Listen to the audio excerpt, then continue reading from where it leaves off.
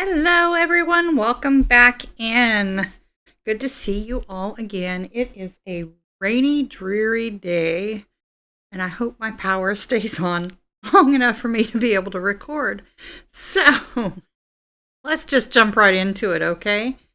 This is part 4 of the beginner series that I have been recording, uh, kind of to point new beginners in the right direction when it comes to crochet. I am not a tutorial channel. I am not going to be showing you how to do your stitches or anything like that. The reason for that is there are just so many of those types of channels already. You really don't need mine as well. But these are just some things that I wish I would have known when I first started out. So I thought, why not put them out there? They probably already are in one form or another, but having them all together helps me. So today it's what I wish that I knew when I started to crochet. When I first started, I didn't know anything. I was such a noob. I knew nothing. I didn't know what I was doing. I didn't know what to expect. And I certainly didn't know what would actually matter and what wouldn't. One of the first things that I wish that I knew is that your first projects won't look like anyone else's. There's my phone. I apologize. And that's actually a good thing that yours won't look like anyone else's. Your tension is going to be unique to you. Again, tension is just how tight or how loose that you hold your yarn. Your style's going to be unique. Your hands will learn differently. And your first projects are supposed to look like first projects. That's part of the charm. They're not going to look professional. They're not going to look wonderful. And that's okay. And if by some chance you are a crochet goddess or whatever, count yourself lucky. Because not everyone can get it right the very first try. I also wish that I knew how different yarn feels once you're actually using it. Yarn that looks pretty may not feel all that good to work with. And yarn that feels good may surprise you. You learn your preferences by crocheting, not by shopping. Your hands will tell you what they like. For me, my hands love, this is Premier. This is Stash Goals. Now, they say that this is factory seconds. There is nothing wrong with this yarn. I actually prefer this to a lot of other yarns, but that's a me thing.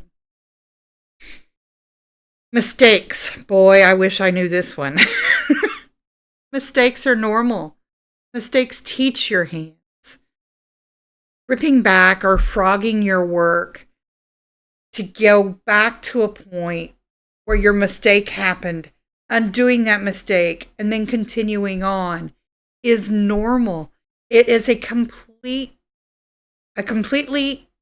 natural thing in crochet to have to frog your work back. People hate it. You will hear people just complain so much about, well, I've had to rip this many rows out or this many rounds out. It's normal. And it's okay to rip your work back out and start over. When I first sat down for my, hold on one second, my dogs.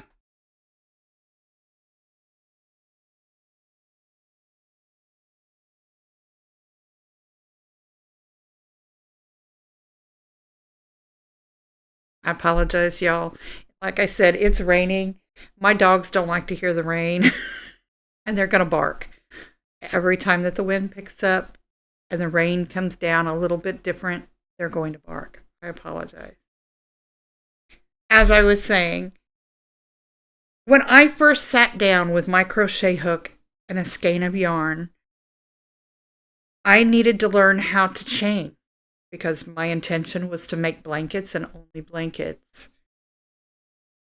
I needed to know how to chain, and I didn't know how. So my first few chains were either way too tight or they were so loose you could drive a truck through that chain. It was so terrible. But you know what? That's okay because that's how people learn. And then you frog it back and you start over and you make that chain look a little prettier the next time. And that still isn't perfectly right. That's okay. Rip it back out, start again. Over and over and over again. And that's okay. I probably sat with one skein of yarn and my hook. I chose beginner yarn to start with, kind of like the Woobles yarn. I used it, which meant I could frog that sucker back as many times as I needed to because it wasn't tearing that yarn up. I mean, it's made for that kind of stuff. I sat there and I probably ripped out my work, and I wasn't doing any particular type of item. I wasn't doing a blanket. I wasn't doing a scarf or gloves or anything, right? It was just practice. But I probably ripped it out 50 or 60 times, that starting chain, just so I could learn better about how I needed the chain to look. And that's okay. You're going to do those types of things yourself along the way. Completely normal. Uneven edges are normal. Y'all, your edges, when you first start, are not going to be this straight. And this isn't perfect either. Got the little bumps. That's my turning. That's my end chain from, not end chain, end stitches from turning. They're not going to be that straight. They just won't. You are going to be wonky. You're going to be going in and out all across your blanket or all up the height of your blanket in the beginning. Eventually, you'll figure it out and what works for you to keep those ends straight. I am a huge fan of stitch markers because that was the only way that I could keep my edges straight. Learning tension takes time. It really, truly does. And everyone holds their yarn differently. Again, you want your yarn to move freely through your fingers, but not loosey-goosey. All right? So tension is going to take you some time. None of these things mean that you're doing anything wrong, because you're not. They just mean that you're learning. And learning takes time and patience and practice. Another thing that I wish that I knew is that you don't have to crochet every day to improve. Do you have to crochet frequently? Yes, absolutely, because it keeps your hands' muscle memory alive. But you don't have to do it every single day. Improvement does happen slowly. Your hands will remember. Breaks are okay, and honestly, breaks are needed. The constant motion of crochet can cause carpal tunnel or can aggravate carpal tunnel that you already have. So breaks are definitely needed. Crochet is not a race. If you notice me looking over here, I've made notes, and if I don't keep on track, I'll just go off on a ramble. You know this. It's something that you grow with, not something, not something that you rush through. Give me 1 second.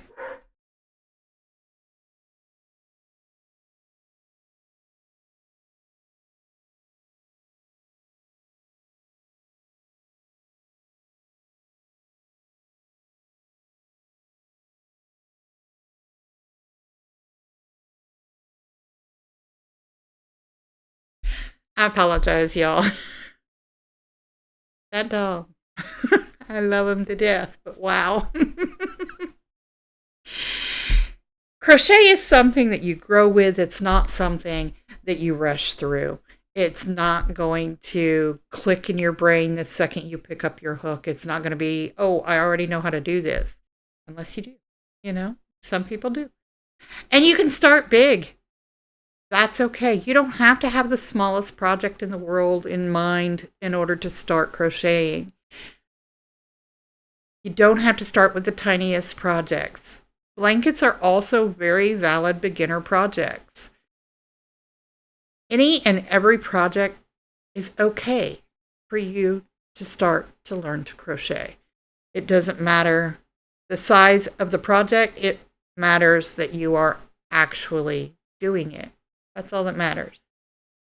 Comfort matters more than rules. So if your idea of crochet is learning how to make wearables, that's perfectly okay. More power to you. I can't do wearables. I'm nowhere near ready for that. So if you can, congratulations, and I wish you all the best. I also wish that I knew that the right way is simply the way that feels good in your hands. Things will change for you as you go on this crochet journey. Everyone crochets differently. Tension, grip, yarn choice, hook type are all personal. Personally, I like to use, and I'll show you one of the larger hooks so you can actually see it on camera. I use this set. I got these on Amazon. This is an 8mm. I use the tapered because I don't like inside or inline hooks. I don't like them. Tapered is my type of hook of choice. They're all personal to you, no matter what yarn you choose or projects that you choose or hooks that you use. They're personal. There's no universal correct method. Your way is allowed to evolve and to change. And that will. As you continue on your journey, all of those things will change for you over time. That's okay. And maybe the biggest thing that I wish that I knew is that crochet becomes more than a hobby. It becomes a comfort. For some of us, it becomes our jobs. It becomes our businesses. But one thing I want to caution anyone and everyone with is to continue to allow crochet to be that comfort. A beautiful way for you to sit back and relax. A routine. The thing that you crave at the end of a hard day. Your quiet place. Just you and your yarn. Forget about the chaos in the back. It's a way to slow down. Slow stitching helps to ground us. Look, the way that the world is, we all need a little grounding. And not in the mom kind of way, right? We're not grounding our kids when it comes to crochet. These are the things that I wish that I knew when I first started. Crochet doesn't ask you to be perfect. It just asks you to begin. With that, I will see you next time here in the quiet place. Be you, always. Bye, y'all.